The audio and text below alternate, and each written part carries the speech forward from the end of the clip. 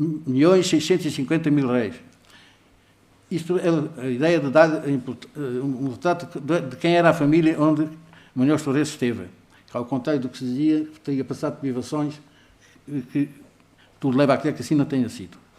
O ambiente de violência e barbárie que se havia empurrado Munhoz Torres em 1823 e Balesteiros em 1824 para fora do seu país natal, passaram também em 1828 a sentir-se com elevado grau de violência e crueldade na sua terra de refúgio. Em Portugal, durante os anos 1820 e 1827, não obstante as conspirações, tumultos e tentativas de revoltas para levar ao trono o infante Dom Miguel e repor o absolutismo, as generalidades das quais, encabeçadas por militares e impulsionadas pela rainha Carlota Joaquina, não tiveram grande êxito.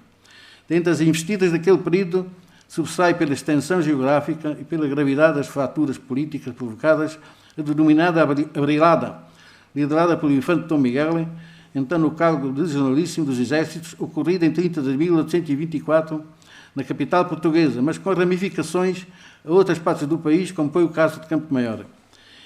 Em Lisboa, com o apoio da rainha Carlota Joaquina, Dom Miguel, invocando que queriam assassinar o Dom João VI, cercou o palácio onde o rei e seu pai se encontravam.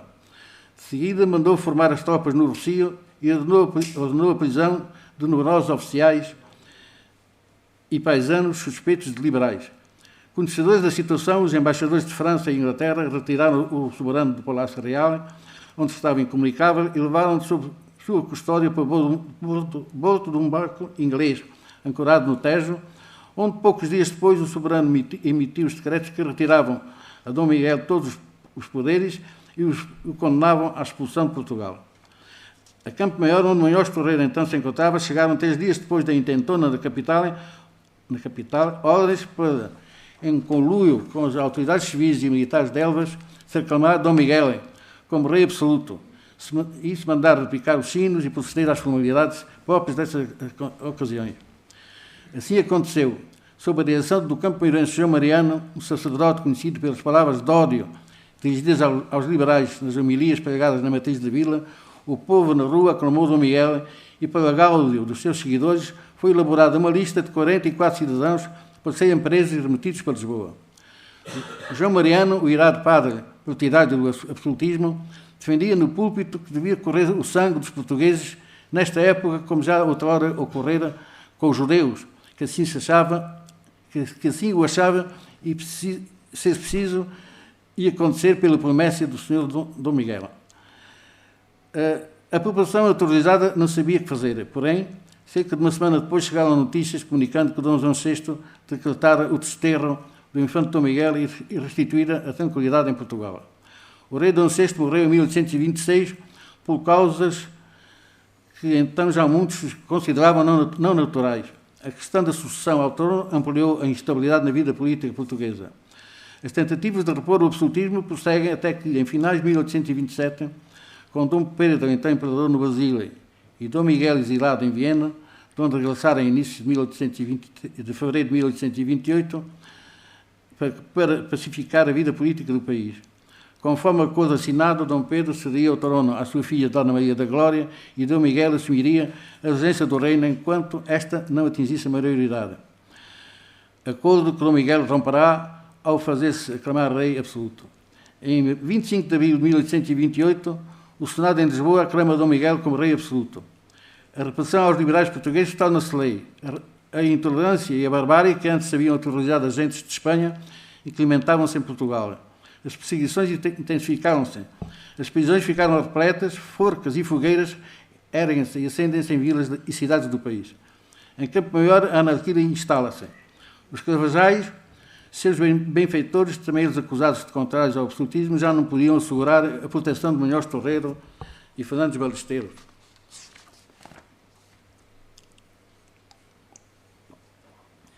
Em 25 de abril de 1828, a situação agrava-se, de tal modo que não só os exilados, como toda a família Carvajal abandona precipitadamente o seu palácio em Campo Maior, com receio das violências que percorriam a vila. Fora da povoação, já em relativa segurança, os liberais espanhóis decidem dirigir-se a Lisboa com a intenção de viajarem para a França. No percurso rumo à capital portuguesa, permanecem escondidos durante alguns dias no Monte de Segóvia, junto ao rio Caia, no termo de Campo Maior. Daí, com passaporte obtido por Dom José de Carvajal, seguem para a Quinta do Colo de Macedo, situada em Varcha, no concelho de Elvas, onde estiveram 22 dias. Na etapa seguinte, dirigem-se a Estremoz, onde, ao apresentarem às autoridades os seus passaportes, foram presos pelo corredor no convento de São Francisco durante 11 dias, fim dos quais, portadores de nova documentação, se lhes permite viajar em rumo a Lisboa. Entretanto, na capital, a vigilância sobre os liberais adensara-se. Em 9 de novembro de 1828, Dom Miguel, a conduzir o seu coche a caminho de Sintra, as mulas espantaram-se. Na sequência, o rei caiu do carro e partiu uma perna. Logo correu que a culpa fora dos seus inimigos. Para se vingarem do acontecido, policiais e grupos caceteiros miguelistas passaram a percorrer os bairros dos Boetas, perseguindo e prendendo os suspeitos de contrários ao rei absoluto. Balesteiras e Munhoz Torreiros chegaram a Lisboa em julho de 1828. A polícia advertiu-os que tinham de abandonar Portugal no prazo de 15 dias. E como nesse prazo não conseguiram obter o dinheiro necessário para embarcar para a França, continuaram na cidade sem se mostrarem. Até que em 12 de novembro de 1828 são ambos presos por ordem do Intendente-Geral da Polícia, Freire de Lima, e levados para a cadeia do Limoeiro, onde estiveram algumas horas. Daí seguem para a cadeia de Belém, para a Torre de Belém, que é hoje conhecida, onde 5 dias depois são transportados em seges e escoltados por tropas, são ambos transferidos para os cárceres de São João da Barra, cerca de Oeiras, e encarcerados nos subterrâneos, onde se mantiveram até 27 de dezembro do referido ano. Ali, o primeiro morre por envenenamento, às 3 horas da madrugada de 16 de março de 1829, e o segundo, fisicamente debilitado, é liberto 4 anos depois, em fevereiro de 1833, por ordem das autoridades espanholas. Tudo o que conhecemos sobre as últimas horas da vida do ilustre extremeño em São João da Barra se fundamenta nos relatos de seus compatriotas Félix Garrido, funcionário público, e Joaquim de la Reina, tenente do Exército, bem como de Bernardino Entilac, bacharel em farmácia e química. Os primeiros 2 foram companheiros de cela de Munhoz Torreiro, onde, por tal motivo, assistiram aos padecimentos que precederam a sua transferência para o hospital da prisão. O último, Entilac, por se encontrar no dito hospital, onde prestava serviço, por solidariedade aos presos e até aos guardas, pôde assistir e descrever com competência profissional os sintomas da morte e pós-morte do prestigiado concidadão espanhol. O conjunto de dados sobre o ex-reitor da Universidade de Salamanca, exarados na nota biográfica da autoria de um ex-deputado constitucional e ministro do rei Dom Pedro Bento Pereira do Carmo, encontram-se comprovados por diferentes fontes idóneas. A identificação de Munhoz Torreiro, a vida profissional, o mês de chegada a Campo Maior, a estadia no Palácio dos Carvajais, a data de fuga para Lisboa e de entrada e morte na Torre de São Julião coincidem com os registrados em vários documentos consultados. As descrições das causas da morte, incluídas nas primeiras biografias sobre o ilustre cidadão espanhol, editadas entre 1849 e 1878, as quais, no essencial, serviram de fonte histórica aos biógrafos que se seguiram, não só não indicam os documentos originais em que se fundamentam, como são inteiramente diferentes dos testemunhos presenciais que nos serviram de apoio ao presente trabalho. Acrescente que o relato dos sintomas exibidos antes e depois da sua morte, pormenorizadamente relatados nos manuscritos do citado Bento Pereira do Carmo, apontam, segundo os especialistas, para uma intoxicação alimentar aguda provocada pela ingestão de substância química. Sabemos que naquela época em Portugal, e certamente noutros países, o envenenamento com arsénio, misturado na alimentação para eliminar inimigos políticos, não era ação rara. Tal terá sido praticado para provocar a morte de Dom João VI poucos anos antes. O abominável crime era tão plausível por aqueles anos de barbárie que a rainha Carlota Joaquina, em carta endereçada ao seu filho, o infante Dom Miguel, lhe recomenda para não comer fora da sua residência porque corria o risco de ser envenenado. São numerosas as alusões à estranha morte de Munhoz Torreiro por parte de presos e guardas contidas no conhecido livro de Silva Lopes sobre os presos de São Julião da Barra, editado em 1833-34 e reeditado em 1984. O mesmo acontece na quase ignorada obra sobre o mesmo tema de autor anónimo, mas muito provavelmente da pluma do também colega de prisão, na Torre de São João da Barra, José Manuel Brandão, advogado e provedor régio em Lisboa. Guardas da cadeia houve que pediram para ser observados no hospital em São Julião por desconfiarem que lhe haviam dado veneno. Outros, expressando ódio aos presos, lamentavam-se por não terem mandado de vir de Lisboa algum vinho engarrafado para envenenar os presos. O autor, que sob anonimato escreveu a história do que se passou com os presos políticos de São João da Barra, referindo-se à morte de Munhoz Torreiro e às movimentações que desde a cela o levaram ao hospital e aos sintomas anteriores e posteriores à sua morte, conclui dizendo: correu voz de uma indigestão que foi a causa de sua morte, mas houve quem afirmara que lhe prepararam na ceia. Aqui chegados, podemos concluir que Dom Diogo de Munhoz Torreiro, ao contrário do que durante quase 2 séculos escreveu sobre as causas de sua morte, não se finou por desnucamento, mas envenenado, muito provavelmente com arsénio. Não dispomos de provas que nos permitam ser categóricos quanto aos autores da sua morte.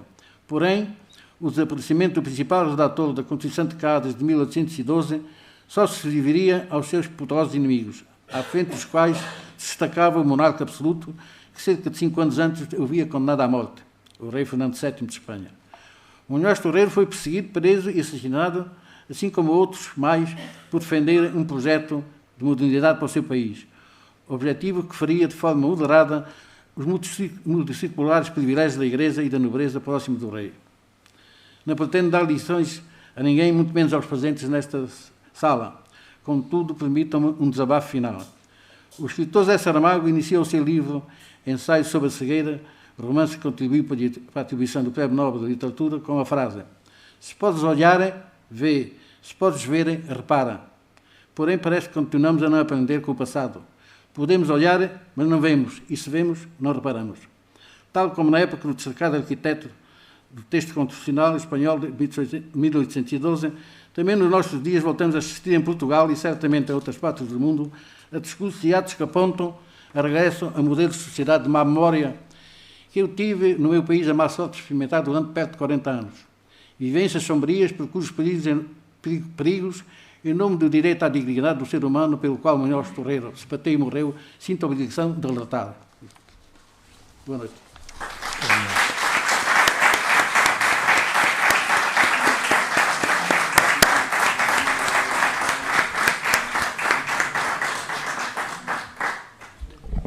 Muchas gracias a los dos intervinientes por sus informaciones, para mí, muchas de ellas muy novedosas.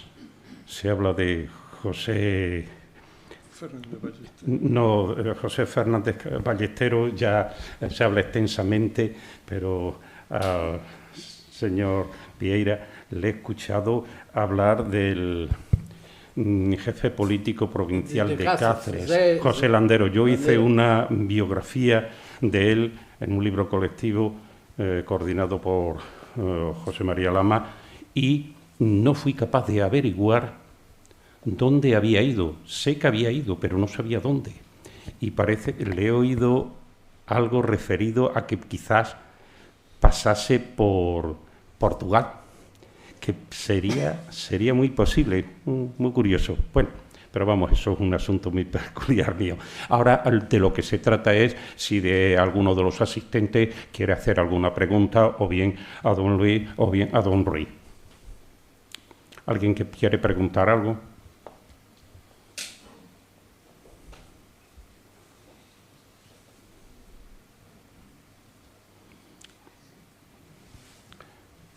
Yo sí tengo una dirigida al autor.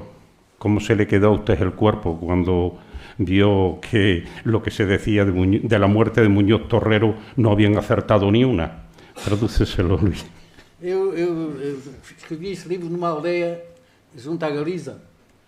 E lembro que quando li o texto, a primeira coisa que fiz foi telefonar a Luís. O Munhoz Torreiro não caiu das escadas, foi envenenado, porque tinha o documento na frente. Porque a fonte principal são 300 manuscritos escritos por um senhor que foi primeiro-ministro no tempo do Dom João VI, e que na cadeia, num papel resumido, escreveu, até é curioso que começa por escrever as letras normais mas que não devia ter papel, e as letras são muito miudinhas, porque devia só ter aquele papel. Onde se escreve, eu a ler aquilo fiquei, está aqui a história contada, tudo o que se dizia acerca. E telefonei a Luís e quero dizer que me deu um prazer enorme. Eu já tenho muitos anos, sou velho, tenho muitos anos. Não sou rico, mas não preciso de nada. Não preciso de labores para coisa nenhuma. Me deu um prazer enorme escrever este livro. Porque tenho defeitos, e um dos defeitos meus é que gostava que o mundo melhorasse. E por isso simpatizo com toda a gente que quer melhorar o mundo, como foi Munhoz Torrero. ¿Alguna pregunta? Bueno, pues si no hay nada, con estas agradeciendo la presencia de ustedes. Sí. Hola, buenas noches. Yo quería preguntar, a lo mejor la respuesta la ha dado el profesor y no he entendido muy bien, pero lo que yo quería preguntar es, ese cambio, podríamos decir, de paradigma en el final de la muerte de Munhoz Torrero, que además soy paisano suyo, somos paisanos de Cabeza del Buey, el que haya muerto de una manera o haya muerto de otra, si tenemos en cuenta algunos principios hermenéuticos, que es el círculo hermenéutico, no círculo vicioso de algún filósofo del siglo pasado, el hecho de que el todo se interpreta desde una parte y ayuda a aclarar esa parte, y esa parte estudiada ayuda a comprender mejor el todo, círculo hermenéutico, por lo tanto, no vicioso, si el cambio del paradigma de morir de una manera o morir de otra influyó en que se tuviese una cosmovisión distinta de toda la vida anterior.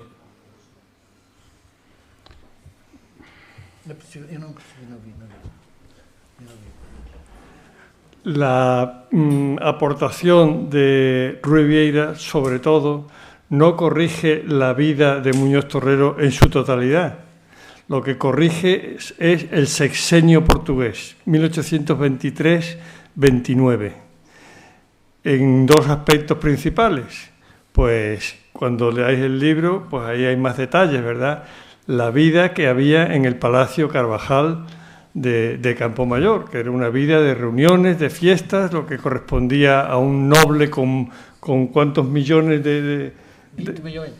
Era el gran potentado de la región, con una biblioteca que lamentablemente en esa altura tenía más de 1000 ejemplares y quedan algunos ejemplares todavía en el fondo antiguo de Campomayor, donde tenemos la esperanza de que pueda haber algo de Munhoz Torrero en ese expolio del fondo antiguo de la biblioteca de Campomayor. Entonces, no corrige íntegramente lo que es la vida de Munhoz Torrero. Lo que hace el historiador es, como los que restauran los muebles, ¿verdad?, decapar los años portugueses de Munhoz Torrero innecesariamente, por querer exaltar su memoria. Los liberales de mediados del siglo XIX pues quisieron colocarle y adornar su cabeza con esos laureles de un martirio completamente innecesarios, porque él vivió esos años en Campomayor rodeado del cariño, del afecto y de las atenciones de la familia Carvajal, y su muerte pues no fue por desnucamiento. Yo creo que un análisis forense los huesos de Munhoz Torrero, si es verdad que murió desnucado, atado de pies y manos, ese cráneo y esos huesos tendrían que tener las huellas de esa versión de la muerte. Y al contrario también, si fue envenenado con arsénico, como demuestran las pruebas documentales aportadas por Rui, el diario de Bento Pereira do Carmo y los testimonios de los españoles que había allí en la enfermería, uno de ellos químico y farmacéutico, que por cierto fue concejal en el Ayuntamiento de Madrid durante el trienio, Bernardino Antillac. Pues yo creo que la ciencia hoy día está en condiciones de demostrar que la concentración de arsénico en los huesos de Munhoz Torrero, que es un elemento natural que todos tenemos y que está en muchos sitios, es superior a lo normal, y se podría probar, como invitó Diego Peral, a probar científicamente la tesis que este libro demuestra documentalmente. A mí, cuando Ruy me llamó y me dijo que había encontrado esa descripción de la muerte por envenenamiento con arsénico, yo lo primero que hice pues fue ir a mi biblioteca y leí el último capítulo de Madame Bovary, porque Flaubert no escribía de oídas, Flaubert escribía con conocimiento de causa, ¿verdad? Y me impresionó cómo lo que escribe Bento Pereira do Carmo en su diario y toda la sintomatología y el proceso de la muerte coincide con lo que escribe Flaubert del suicidio de Madame Bovary. Pero, como ya he dicho, yo creo que la prueba empírica y la prueba irrefutable de que Bento Pereira do Carmo dijo la verdad sería el análisis toxicológico y forense exhaustivo de los restos de Muñoz Torrero que están en el Panteón de Hombres Ilustres de Madrid. Por favor, por favor. A propósito, não sei se está ligado, tá? A propósito do envenenamento, o próprio rei Dom João VI, que na altura da morte corria em Lisboa a hipótese de ter sido envenenado há 10 anos, ou seja, até 8 anos, foi feito um exame às vísceras e concluíram que tinha sido envenenado. Até diziam pela rainha, né? Mas isso já não se sabe. Por favor. Sí, bueno. Sí, está. Bueno, yo ya he tenido ocasión en alguna ocasión de felicitaros, ¿no? de daros mi enhorabuena por este excelente y riguroso trabajo, pero bueno, nunca está de más también reiterar de nuevo mis felicitaciones. Y al hilo de una cosa que has comentado ahora, se me ocurre una pregunta que no te quiero dejar escapar, si me lo permitís, que es una pregunta breve, pero quería saber si estáis sobre la pista o tenéis alguna ligera idea de los comentarios al Evangelio que, según algunas fuentes, diversas fuentes documentales de la época, hubiera sido la única obra que escribió Muñoz Torrero. Además entroncaría con el jansenismo y con la escuela iluminista de Salamanca, que luego conformó su pensamiento político.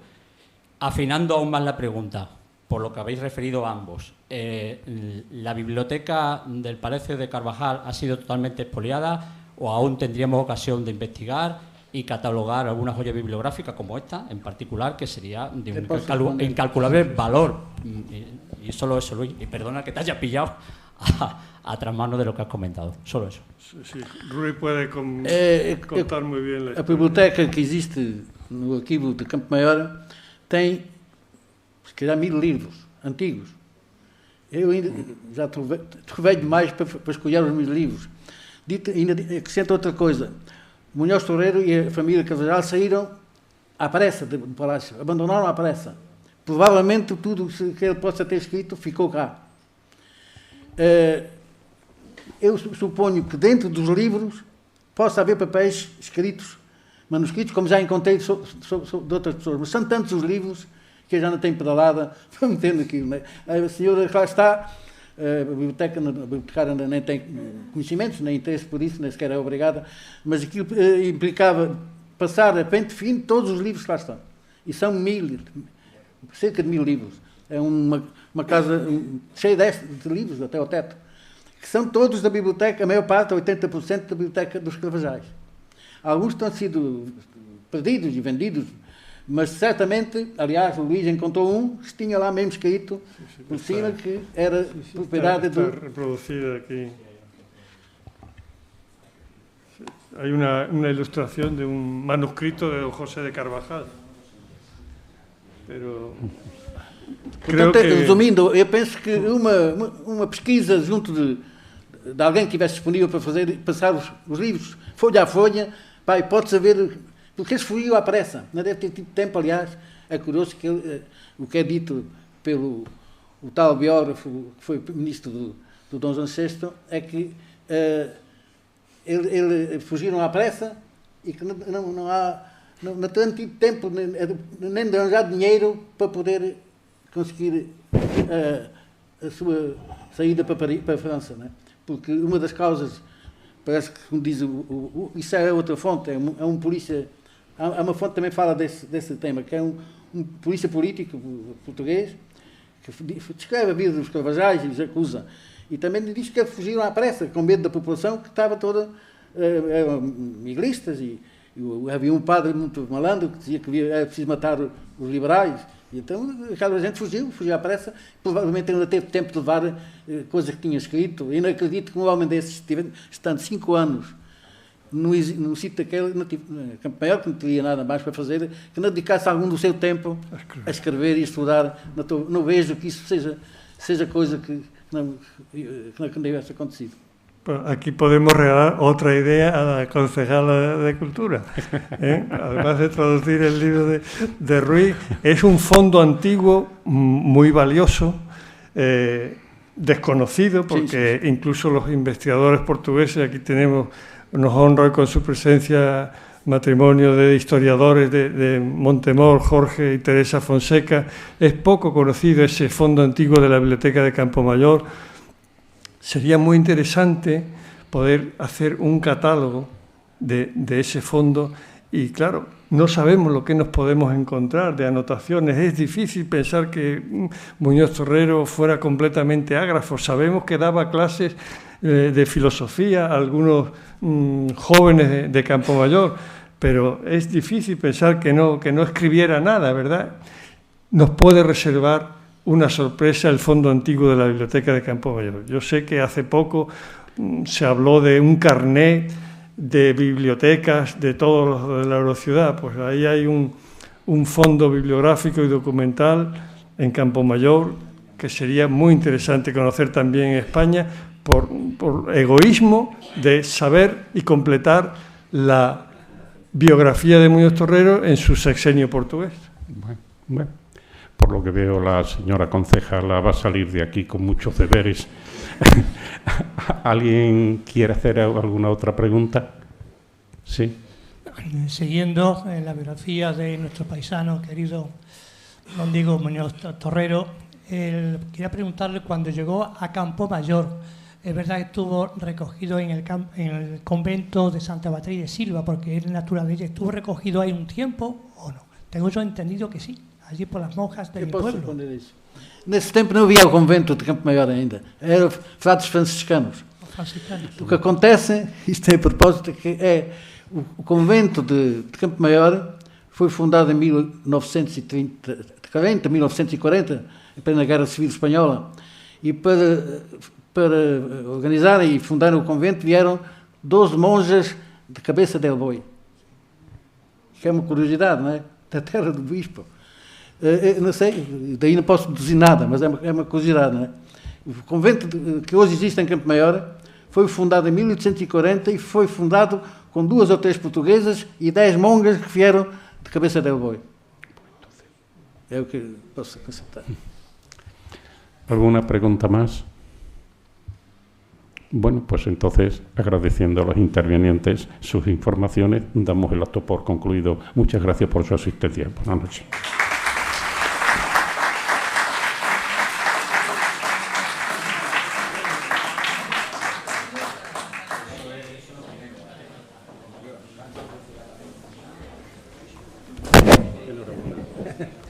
Pues a mí me interesaba su conferencia. Eu dou o papel. Si tiene un... No tengo. No sé si... Me parece que me he quedado sin tinta, pero... No me ha fallado antes. A ver si hay tinta. Espera. Antonio García. António? García. Enhorabuena por la invitación. Esto siempre es fácil. Sí. E a pura data. Sí. Tenemos que ver en la ruta.